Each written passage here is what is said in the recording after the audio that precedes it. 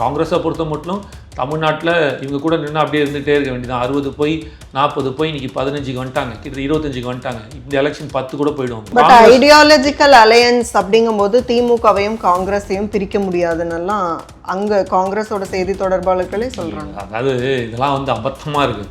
இதே காங்கிரஸ் தோக்கடிச்சு தான் நீங்கள் வந்தீங்க. திமுகவோட ஐடியாலஜி என்ன, காங்கிரஸோட ஐடியாலஜி என்ன? காங்கிரஸோட ஐடியாலஜி ஸ்வராஜ், திமுக ஐடியாலஜி திராவிடம் ஸ்வராஜும் ஒரு சம்மந்தமும் கிடையாது. திமுகவா தாவேக்காவா தான் போட்டி. அதிமுகவை 3வது இடத்துக்கு தள்ளக்கூடிய இடத்துக்கு இன்னைக்கு இருக்கிற கல சூழ்நிலை இருக்கு. பாஜகவை எதிர்க்கிறது மட்டும்தான் ஒரே கொள்கை. திமுக வேற ஒரு இளவும் கிடையாது. எந்த சித்தாந்தமும் எந்த நீங்க சொன்ன அந்த கொள்கை கோட்பாட்டில் அதெல்லாம் ஒண்ணுமே கிடையாது. ஒரு 10 வருஷம் பாஜக, ஒரு 5 வருஷம் பாஜக தமிழ்நாட்டில் நான் வரல, தமிழகத்தை விட்டு விலகிறேன் அப்படின்னா திமுகன்ற ஒரு கட்சி அரசியலே பண்ண முடியும். நான் நீயே இல்லைன்னு சொல்ற, ஏன் போயிட்டு 44 லட்சத்தை கொண்டு போயிட்டு கோயிலில் கொட்ட உண்டி இல்லைன்னு ஒரு அமைச்சரை பார்த்து கேள்வி கேட்டால் பதில் இல்லை. சரி, நீ உனக்கு சாமியே இல்லை, முதல்ல போட்டதே தப்பு, சரி இருந்துட்டு போட்டோம். அந்த 44 லட்சத்தை அட்லீஸ்ட் தமிழ்நாட்டில் இருக்கிற 78,000 கோயில் எத்தனை கோயிலுக்கு போட்டுருக்கலாம். ஏன் வேற ஒரு சாமிக்கு போட்டான்னா போடா தற்குறிப்பாயில் அப்படின்னா நான் அவங்கள பார்த்து போடா கோயிந்தான்னு திட்டிட்டு போனோம். சிஎம்ஐ தான் செய்யணுன்ற அவசியம் இல்லையே. என்ன நல்லது செய்யணும்னு நினச்சா எவ்வளவோ நல்ல காரியங்கள் செய்யலாமே, அப்படின்னு உதவிகள் செய்யலாமேம்பாங்க. அதை ஏற்றுக்கவே முடியாது. அதுக்கு என்ஜிஓ இருக்கலாம், அரசியல் கட்சி ஆரம்பிக்கணுன்ற சில. இப்போ நான் கேட்குறேன், எனக்கு ஒரு ஆசை இருக்குது. தமிழ்நாட்டில் மரங்கள் வெட்டக்கூடாது, கனிம வளங்கள் திருடு போகக்கூடாது, நீர் வளங்கள் திருடக்கூடாது, மண் வளம் இருக்கணும். இதெல்லாம் என்னோட ஆசையில் இருக்குது. 70% தமிழர்களுக்கு வேலை வாய்ப்பை உருவாக்கணும். இதெல்லாம் நான் செய்ய முடியுமா? இது யாரால செய்ய முடியும்? அரசாங்கத்தில் மட்டும்தான் செய்ய முடியும். திமுக அழிக்கணுன்ற எண்ணம் இருந்துச்சுன்னா அதுதான் பிரதானமாக ஒரு ஆரம்பிக்கப்பட்டுச்சு. பாஜகவின் பி டீம் அப்படி இப்படின்னு 1008 சொல்றாங்கல்ல. அப்படின்னா அவர் அசால்ட்டா அதிமுக கூட்டணி போட்டிருக்காங்க. அவருக்கு துணை முதலமைச்சர் பதவி ரெடி. பாஜக 3 கேபினெட் ரேங்க் கொடுக்க ரெடியா இருக்காங்க. கேபினெட் ரேங்க் மினிஸ்ட்ரி விஜயநாக்கு. அவர் படுத்துக்கிட்டு ஜாலியா ஜெயிச்சுட்டு போங்கடா டே சம்பாதிச்சுட்டு வாங்கிட்டு போயிட்டே இருந்திருக்கலாம். நடிகர்கள் வடிவேலு, அப்புறம் எஸ் வி சேகர் அவர்கள், ஸோ இவங்கள சத்யராஜ் அவர்கள், ஸோ இவங்க எல்லாரையுமே வச்சு இனி பேச்சு களத்துல விஜய் அவர்களுக்கு எதிராக பேச வைக்கிறதுக்கு திமுக களம் இறக்க போகுது. விஜயகாந்த் எதிர்த்து நின்று இதே திமுக தான் வடிவேல் பேசினார். என்ன நினைச்சு நீங்களே பாத்தீங்க, 3வதுக்கு போயிடுச்சு. எதிர்கட்சியா கூட உட்கார முடியல. 2026 இதே காமெடியன்ஸ் பேசி இதே திமுகவும் காமெடி கட்சியா மாறும். கவலைப்படாதீங்க. இன்க்ளூசிவ் நியூஸ் தமிழ் நேயர்களுக்கு வணக்கம். இன்றைக்கு நேர்காணலில் நம்ம கூட இணைஞ்சிருக்காங்க தமிழ்நாடு இளைஞர் கட்சியினுடைய நிறுவன தலைவர் மற்றும் தாவேகா ஆதரவாளர் திரு காமேஷ் அவர்கள். வணக்கம். வணக்கம் மேடம். காங்கிரஸ் வியூக வகுப்பாளர் விஜய் அவர்களை சந்திச்சிருக்காங்க. ஸோ இதுவுமே ஒரு பெரிய பிளஸ் பாயிண்ட் தான். ஸோ அந்த கூட்டணி சம்பந்தமான காங்கிரஸ் உடனான கூட்டணி சம்பந்தமான பேச்சுவார்த்தைகள், ஸோ அது அதுவும் ஒரு பாசிட்டிவா முடியும்னு எதிர்பார்க்கலாமா? வாய்ப்புகள் நிறைய இருக்கு. ஏன்னா இது ஆல்ரெடி கேசி வேணுகோபால் பொதுச் செயலாளர் இருக்கார் இல்லையா, அகில இந்திய பொதுச் செயலாளர் இருக்க கேசி வேணுகோபால் அப்போவே அதை ஒரு கோடிட்டு காமிச்சிட்டாரு. He said that we can consider Vijay, it is not only for Tamil Nadu, it will be more helpful for Congress in Kerala also சொல்லிட்டாரு. ஸோ இப்போ வரப்போகிற எலெக்ஷன் கேரளாவுக்கும் சேர்த்து தான். ஸோ 2 ஸ்டேட்டுக்கு வரும்போது அது ஒரு பெரிய அட்வான்டேஜாக அவங்களுக்கு அமையும். அதையும் தாண்டி 29க்கு அவங்க எப்போவுமே இப்போ எப்படி எடுப்பாங்கன்னா 29க்கு தான் பிளான் பண்ணுவாங்க. ஸோ அடுத்து ஏன்னா காங்கிரஸை பொறுத்த மட்டும் தமிழ்நாட்டில் இவங்க கூட நின்று அப்படியே இருந்துகிட்டே இருக்க வேண்டியதான். 60 போய் 40 போய் இன்னைக்கு 15க்கு வந்துட்டாங்க, கிட்ட 25க்கு வந்துட்டாங்க. இந்த எலெக்ஷன் 10 கூட போயிடும். அவங்களுக்கு வாய்ப்புகள் இருக்குது. ஆனால் அப்படி போக வாய்ப்பும் இல்லை. ஏன்னா அது ஏறும். ஏன்னா விஜயனான்ற ஒரு மனுஷன் இருக்கனால. இப்போ என்ன ப்ராப்ளம் சொல்கிறேன் வச்சிங்களேன். இப்போது தமிழ்நாட்டை பொறுத்த மட்டும் 2 ஆளுமைகள் சொல்லிட்டு இருந்தாங்க, திமுக அல்லது அதிமுக. இப்போ 3வதாக ஒரு பிரதான கட்சி நிற்கிது. இப்போ நீங்கள் செங்கோட்டையன் அண்ணே எடுத்து வச்சிங்களேன், ஒருவேளை இவ்வளோ பிரச்சனை அவர் என்ன பண்ணியிருப்பார்னு நினைக்கிறீங்க? ஒன்று வாய் மூட்டு தொடர்ந்து இருப்பார், இல்லைனா அரசியல் விட்டு விலகி இருப்பார். ஏன்னா அவரால் திமுகக்குள்ளே போக முடியாது. ஆனால் இப்போது அவருக்கு தாவேக்கான்ற ஒரு அடைக்கலம் கிடைக்குது. அடைக்கலம் செஞ்சுன்னா வாய்ப்பு கிடைக்கிது வரத்துக்கு. ஸோ அப்போ அது யார் போவாங்க? ஸோ கிட்டத்தட்ட தான் இருந்த கட்சிக்கு சமத்துவமாக சரிசமமாக இருக்கிற ஒரு கட்சிக்குள்ளே தான் போவாங்க. யாருமே அதை விட்டு வரமாட்டாங்க. அவங்க அவர் என் கட்சியில் சேரல, எங்களை மாதிரி சாதாரண இல்லை. அப்போது தாவேக்காவும் அதிமுகவும் ஒரே சமத்தில் இருக்குது. ஒன்று இப்போ நம்மளே இருக்கோம், ஒரு கம்பெனியில் வேலை செய்கிறோம், ஆல்மோஸ்ட் அந்த கம்பெனி சம்பளம் கொடுத்தா போவோம். சரி அந்த கம்பெனி சரியில்லை, அட்லீஸ்ட் இதே சம்பளம் அவங்க மேட்ச் பண்ணுறாங்க போவோம், இல்லைனா அதை விட பெட்டர் கம்பெனி போவோம். கரெக்டாக? ஸோ அப்போ இந்த 2 ஆப்ஷன் தான். அப்படி தான் அவங்களும் சூஸ் பண்ணுவாங்க. ஆமாம், எல்லாருமே அப்படி தான் சூஸ் பண்ணுவாங்க. அந்த பாயிண்டில் பார்க்கும்போது இன்றைக்கி விஜய்னா கொஞ்சம் பெட்டர்மெண்ட்டில் இருக்காரு. நீங்கள் எங்கே போய் பார்த்தாலும், சென்சஸ் எடுத்தாலும், சர்வே பார்த்தாலும் எல்லாருமே எங்கே போகுது? திமுகவா தாவேக்காவா தான் போட்டி. அதிமுகவை 3வது இடத்துக்கு தள்ளக்கூடிய இடத்துக்கு இன்றைக்கி இருக்கிற கல சூழ்நிலை இருக்குது. Of course they have proven. ஆனால் இவங்க ஒன்றும் ப்ரூவ் பண்ணல தாவேக்கா. ஸ்டில் கள நிலவரம்னு ஒன்று இருக்குல்ல, மக்களோட மைண்ட் செட் இருக்குல்ல, அந்த மக்களோட மைண்ட் செட் என்ன காட்டுது? நீங்கள் பார்த்தீங்கன்னா ஆளும் கட்சியான திமுகவுக்கும் எதிர்க்கட்சியாக, அதாவது எதிர்த்து கொண்டு இருக்கிற தாவேகாக்கு தான் போட்டி அப்படின்ற 2026க்கான ஒரு நரேஷன் செட் ஆயிடுச்சு. இதில் அதிமுக எந்த அளவுக்கு ஃபிட் ஆக போகிறாங்க அப்படின்றத வந்து தான் நம்ம பார்க்கணும். ஸோ வரும் காலங்கள் என்ன, இது வரைக்கும் 7 முறை 8 முறை எடப்பாடி தோத்துருக்காரு. ஸோ அதுவே ப்ரூவ் பண்ணிட்டு அவரை வந்து மக்கள் வந்து பெரிய லீடராக அக்செப்ட் பண்ணல அப்படின்ட்டுன்னு. வேற விஜயனாக்கு தொடர்ந்து வந்த புதுசில் வந்த முதல் நாள் கட்சி ஆரம்பிக்கும் போது 15% வாக்குகளோடு வந்தார். இன்னைக்கு 25 வரைக்கும் போகிறதுக்கான எல்லா சர்வே ரிப்போர்ட்டும் கொடுக்குறாங்க. அப்போது அதை பார்க்கும்போது ஓகே அப்படின்ட்டுன்னு செங்கோட்டையன் வர்றாரு. இப்போ அதே காங்கிரஸ்க்கு நீங்கள் வருவோமே, காங்கிரஸ் எப்படி பார்க்குறாங்க? சரி, நம்ம திமுகவோட இருக்கிறத விட அதிமுகவோட போக முடியாது, ஏன்னா பாஜக இருக்கிறதுனால எது பெட்டர்னு பார்ப்பாங்க.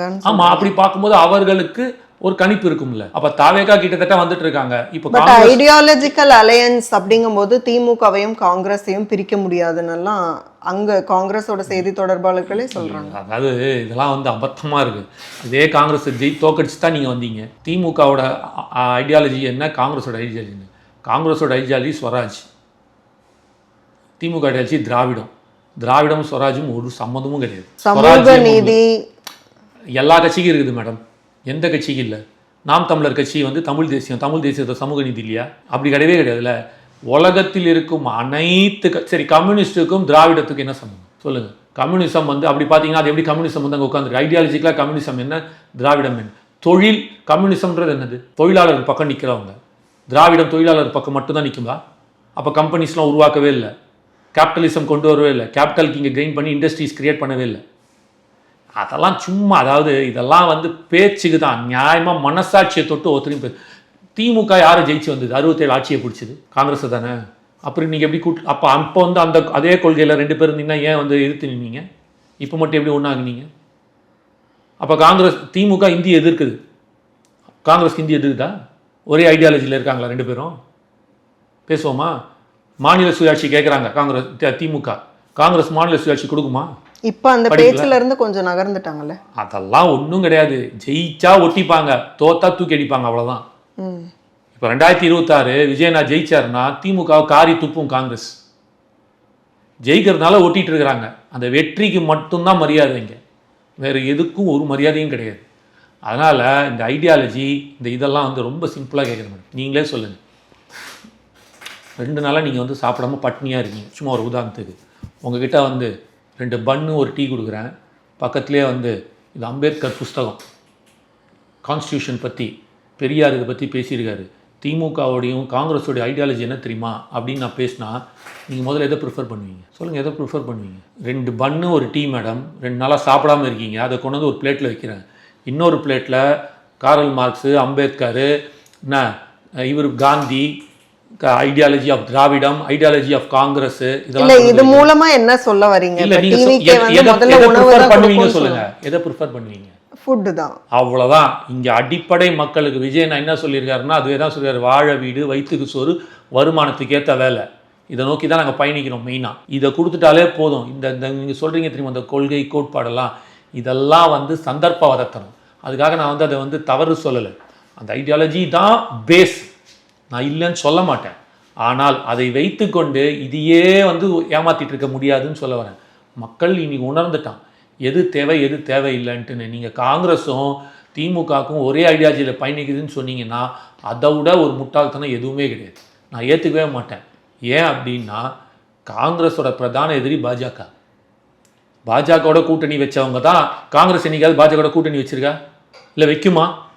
வாய்ப்பே கிடையாது. திமுக வச்சது பாஜகவோட கூட்டணி 4 சீட், அது மூலமாக தானே அவங்க வந்து சீஃப் மினிஸ்டர் உள்ள ஆள் வந்தாங்க முதல் முறையாக.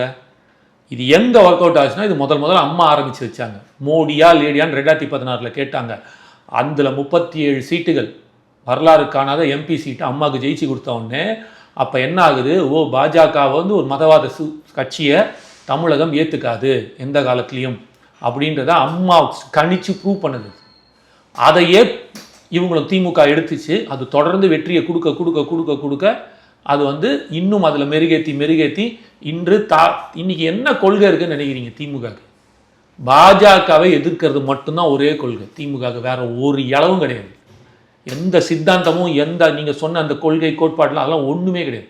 ஒரு 10 வருஷம் பாஜக, ஒரு 5 வருஷம் பாஜக தமிழ்நாட்டில் நான் வரல, தமிழகத்தை விட்டு விலகிறேன் அப்படின்னா திமுகன்ற ஒரு கட்சி அரசியலே பண்ண முடியாது. இதுதான் நிதர்சனமான உண்மை. வெறும் பாஜகவை எதிர்த்துட்டு அந்த எதிர்ப்பை மக்களுக்கு அந்த எதிர்ப்பு இருக்கு. ஏன்னா இந்த நாடுல 78,000 கோயில்கள் இருக்கு. மிகப்பெரிய கோயில் நிலங்கள் கொண்ட, உலகத்திலே அதிக கோயில் நிலம் கொண்ட நாடு நிலம் வந்து தமிழ்நாடு. அந்த தமிழ்நாட்டில் சாமி தான் எல்லாமே சொல்கிற பிஜேபிக்கு ஓட்டு போட மாட்டேங்கிறான், சாமியே இல்லைன்ற திமுக ஓட்டு போடுறான். அப்போது நம்ம இங்கே இருக்கிற மக்கள் எவ்வளவு தெளிவான சிந்தனையோட அரசியல் பார்வையில் இருக்கான்றதை பாருங்கள். இதுதான் அங்கே இருக்கிற விஷயம். அந்த சிந்தனையும் பார்வையும் இன்னும் மெருகேறி இருக்கு இளைஞர்களுக்கு. நீங்கள் கேட்டீங்க தெரியுமா, முதல்ல ஒரு கேள்வி, இளைஞர்கள் ஏன் விஜயனா நோக்கி பயணிக்கிறார்கள்? அதனால தான் இதை நோக்கி பயணிக்கிறாங்க. இதை ஏற்றுக்க முடியாத திமுக தான் கேட்கும்போது கேள்வி, என்ன மாதிரியான இளைஞர்கள் அவங்கள பார்த்து கேள்வி கேட்கும்போது பதில் சொல்ல முடியாமல் தற்குறி பயலன்னு திட்டுறாங்க. நீங்கள் முதல்ல ஒரு கேள்வி கேட்டீங்க, இளைஞர்கள் ஏன் பயணிக்கிறார்கள் விஜயை நோக்கின்ட்டுன்னு. விஜயா நோக்கி பயணிக்க காரணம் இதுதான். நாங்கள் படிச்சுட்டோம், நாங்கள் இன்னைக்கு கேள்வி கேட்குறோம், சாமியே இல்லைன்னு சொல்கிற ஏன் போயிட்டு 44 லட்சத்தை கொண்டு போயிட்டு கோயிலில் கொட்ட உண்டியல்லன்னு ஒரு அமைச்சரை பார்த்து கேள்வி கேட்டால் பதில் இல்லை. சரி, நீ உனக்கு சாமியே இல்லை, முதல்ல போட்டதே தப்பு, சரி இருந்துட்டு போட்டோம். அந்த 44 லட்சத்தை அட்லீஸ்ட் தமிழ்நாட்டில் இருக்கிற 78,000 கோயில் எத்தனை கோயிலுக்கு போட்டிருக்கலாம்? ஏன் வேற ஒரு சாமிக்கு போட்டான்னா போடா தற்குறி பயல அப்படின்னா நாங்கள் அவங்கள பார்த்து போடா கோயிந்தான்னு திட்டிட்டு போகிறோம். அவ்வளோதான், சிம்பிள் அஸ் தட். இப்படி தான் நடக்குது. ஸோ இந்த பாயிண்ட்டை நீங்கள் பார்க்கும்போது இப்போ காங்கிரஸ்க்கு ஒரு ஆப்ஷன் கிடைக்குது, விசிகாவுக்கு ஒரு ஆப்ஷன் கிடைக்குது, பாமகவுக்கு ஒரு ஆப்ஷன் கிடைக்குது. 2 கட்சிகள் தான், போலரைசேஷன் 2 பேர் தான் இருக்கான், இவங்களுக்குள்ள தான் நடக்கும் அப்படின்றத தாண்டி வேற ஒரு 3வதாக மேலே ஏறி வந்துட்டு இருக்காரு அப்படின்ற போது அது உணர்றாங்க. வெளியில வேணா சொல்லிக்கலாம் இது ஒண்ணுமில்லைன்னா உள்ள எல்லாருக்கும் தெரியுது. அதனால தான் ஒவ்வொருத்தராக வெளியில வந்துகிட்டே இருக்காங்கன்றத நான் பார்க்கிறேன். டிவிகே சார்ந்த எல்லார்கிட்டையுமே நான் முன்வைக்கிற கேள்வி தான் இது. டிவிகே வெர்சஸ் டிஎம்கே அப்படிங்கிறதுக்கான மீனிங், அதுல வந்து அதிமுகவை தவிர்த்துட்டு அப்படின்னு அதோட மீனிங்கா அது என்னது? இல்லையே மேடம், இப்போ ரொம்ப சிம்பிளா சொல்றேன்னு, இப்படி சொல்றான். ஆட்சியில் யார் இருக்காங்க? திமுக இருக்கு. அண்ணன் என்ன சொன்னார், கப்பு முக்கியம் பிகிலுன்ட்டார். எங்களுக்கு வந்து திமுக அதிமுக விஜயண்ணாவை பொறுத்த மட்டும் அவரும் சொல்லிட்டாரு, இந்த 2 கட்சியில் திமுகவை எப்படியாவது அழிக்கணும், திமுகவை காலி பண்ணணுன்ற எண்ணம்லாம் கிடையாது. அவருக்கு ஒரு மாற்றம் கொடுக்கணும், மாற்றத்தை தாண்டி ஒரு தீர்வு அரசியலோட உட்கார்ந்துருக்காரு. இதை நான் செய்ய வேண்டும், மக்களுக்கு என்னை கொண்டாடின மக்களை நான் திருப்பி அவங்கள கொண்டாட வைக்கணும். மகிழ்ச்சியான ஒரு தமிழகம், மகிழ்ச்சியான மக்களுக்கு எப்படிப்பட்ட ஒரு அரசு கொடுத்தா, எந்த மாதிரியான ஒரு அரசாங்கமாக இருந்தால் மக்கள் எந்த அளவுக்கு சந்தோஷமாக எல்லாம் கிடைத்து இருப்பார்களோ, எல்லோருக்கும் எல்லாம் கிடைக்க வேண்டும், இல்லாம இந்நாட்டில் இருக்க வேண்டும். அப்ப எக்ஸாக்ட் கோல் சிஎம் போஸ்ட் அப்படிங்கிறதுக்காக அதிகாரத்தை நோக்கி பயணித்தால் மட்டும் தான் அது செய்ய முடியும். இப்போ ரொம்ப சிம்பிளா சொல்றேன், நிறைய பேர் சொல்லுவாங்க சிஎம் ஆகி தான் செய்யணுன்ற அவசியம் இல்லையே, என்ன நல்லது செய்யணும்னு நினச்சா எவ்வளவோ நல்ல காரியங்கள் செய்யலாமே, அப்படின்னு வந்து உதவிகள் செய்யலாமேம்பாங்க. அதை வந்து ஏற்றுக்கவே முடியாது. அதுக்கு என்ஜிஓ இருக்கலாம், அரசியல் கட்சி ஆரம்பிக்கணுன்ற அவசியம் இல்லை. இப்போ நான் கேட்குறேன், எனக்கு ஒரு ஆசை இருக்குது, தமிழ்நாட்டில் வந்து மரங்கள் வெட்டக்கூடாது, கனிம வளங்கள் திருடு போகக்கூடாது, நீர் வளங்கள் திருடக்கூடாது, மண் வளம் இருக்கணும். இதெல்லாம் என்னோட ஆசையில் இருக்குது. 70% தமிழர்களுக்கு வேலை வாய்ப்பை உருவாக்கணும்.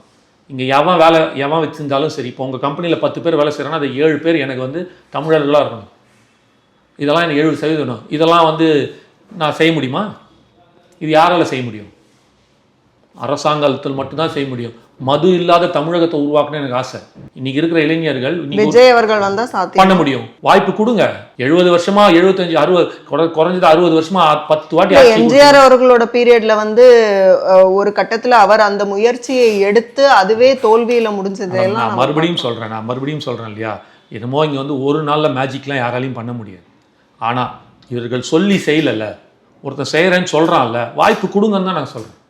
கொடுத்து பார்த்துட்டு பேசுங்க. வாய்ப்பே கொடுக்காம மேடம் நீங்கள் நல்ல வந்து ஒரு ஜேர்னலிஸ்ட்னு எப்படி தெரியும்?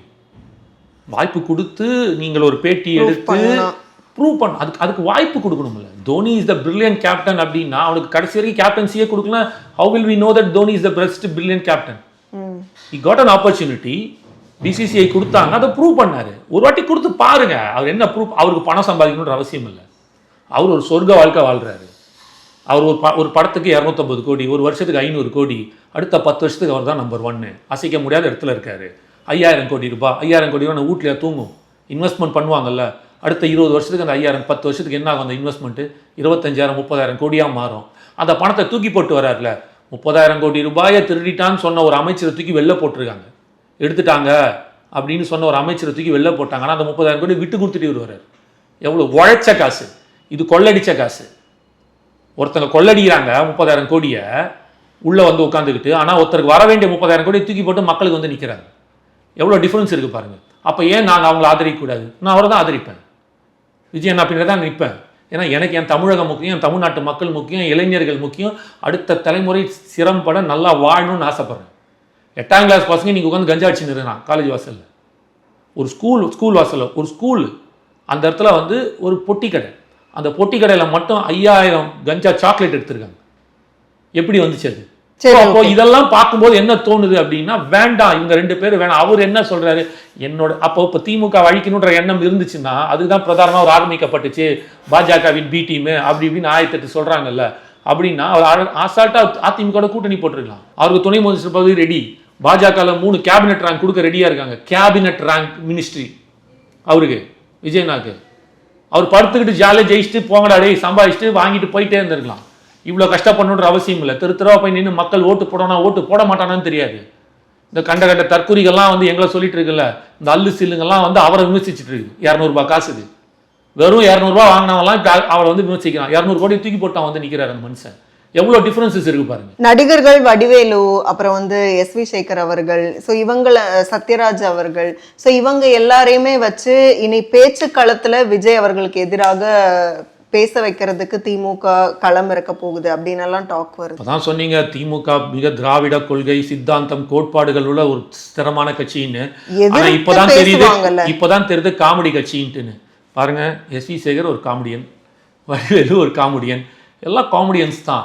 2026 இதே காமெடியன்ஸ் பேசி இதே இது திமுகவும் காமெடி கட்சியாக மாறும், கவலைப்படாதீங்க. ஏன்னா இதுக்கு ஒரு ப்ரூவன் ஆல்ரெடி 2011 நீங்களே பார்த்துட்டீங்க. விஜயகாந்தை எதிர்த்து நின்று இதே திமுக தான் வடிவேல் பேசினார். என்ன நினச்சி நீங்களே பார்த்தீங்க, 3ஆவதுக்கு போயிடுச்சு, எதிர்கட்சியாக கூட உட்கார முடியல. அதே இது இப்போ கூட எஸ்.வி. சேகரோட சேர்ந்துருக்கிறது. இவர்களெல்லாம் வந்து அவர்களோட தொழில திறமையானவர்கள். மிக்க நன்றி. உங்களுடைய நேரத்துக்கும் கருத்துக்களுக்கும் மீண்டும் இன்னொரு சந்தர்ப்பத்தில் பேசலாம். மிக்க நன்றி. Thank you madam.